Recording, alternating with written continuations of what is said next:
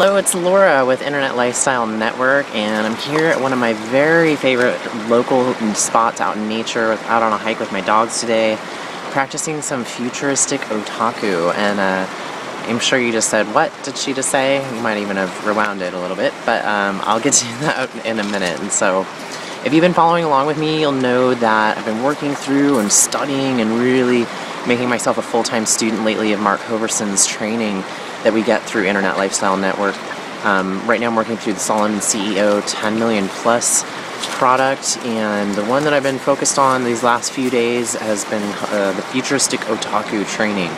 Really powerful. I love this stuff. I love bringing it to other people, hoping it will have as much of an impact. Again, this is just kind of a broad brushstroke, but I'm hoping it'll have as much of an impact on you as it's had on me.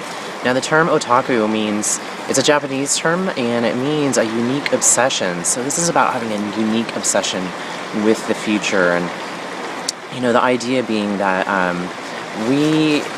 people are not inspired or motivated by something in their past necessarily, or something that has to do with their past.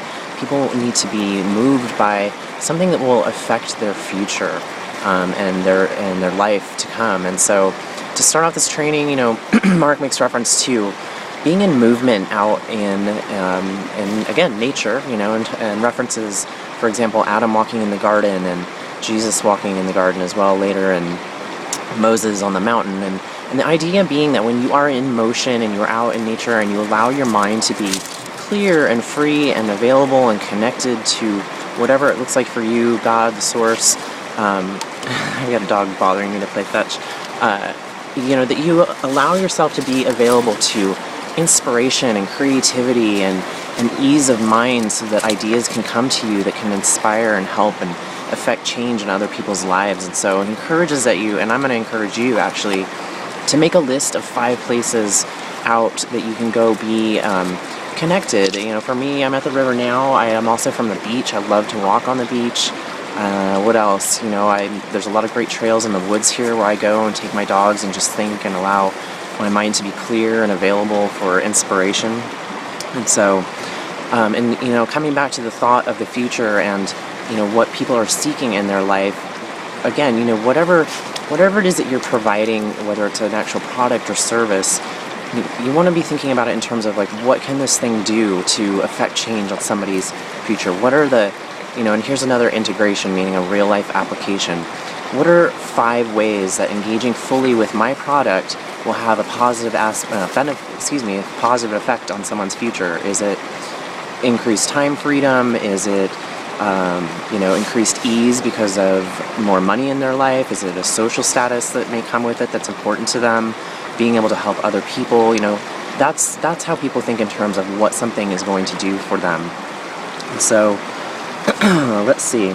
A really powerful example that Mark gives of this is a pen. A pen may seem like just a pen, but it's really not. It might be a pen that you sign your marriage certificate with. It might be a pen that you write letters to your future children with. It might be a pen that you sign $1 million contracts that will affect change in other people's lives and have an impact on the world.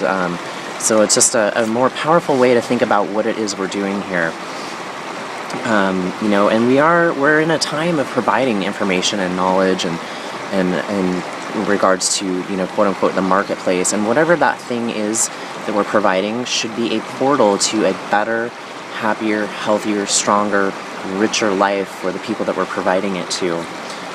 So the next thing to, really a big point that I took away from this to share with you is that, this is a mind shift from being an in the moment now kind of thinking, like, I need sales now, I need money now, to developing relationships that are going to result in a 30-40 year consumer of your services and products, because you are providing that much value and that much good effect on their future. For me, it's the way I think about it is I'm not looking for warm bodies to come into my team business. I'm looking for quality, not quantity. I'm looking for a long-term lasting relationship that we can work together and build something that's long-lasting and important and valuable. And those things are not, in the moment kind of quick sales that we go after. And so just a different way of thinking about what it is we're doing.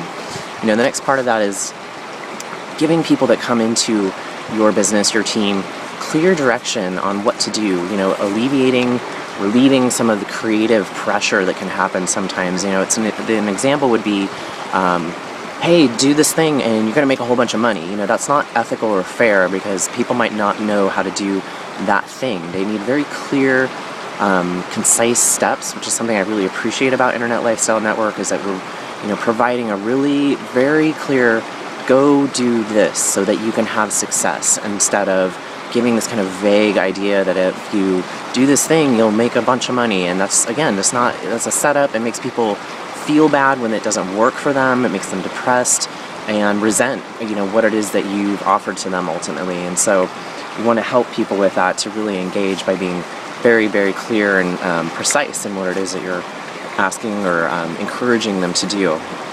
So let's see. A last part of this is coming back to the idea of diligence versus haste. You know, haste is being unproductive and running around like crazy and not getting anything done because you're not organized. Whereas, you know, and again, I've talked about this in the last blog post I did about these products and this training, but you know, the diligent, the determined, the resilient, fast, productive, and efficient person, because of being diligent, you know, profit and wealth in all aspects comes into our lives as a result of that, you know, over time.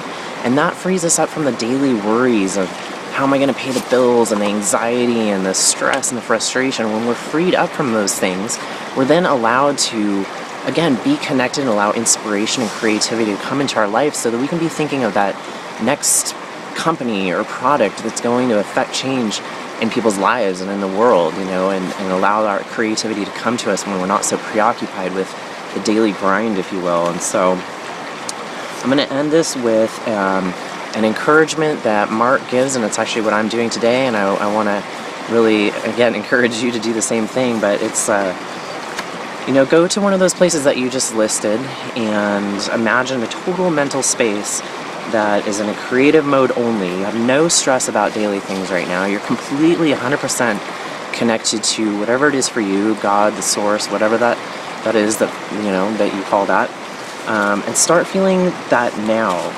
Anticipate blessings and favor coming into your life and be in that moment, and those things will surely come to you. And so with that, you know, I'm going to go ahead and put the link to my Facebook page below this video. I'd love to hear from you. Send me a friend request and message.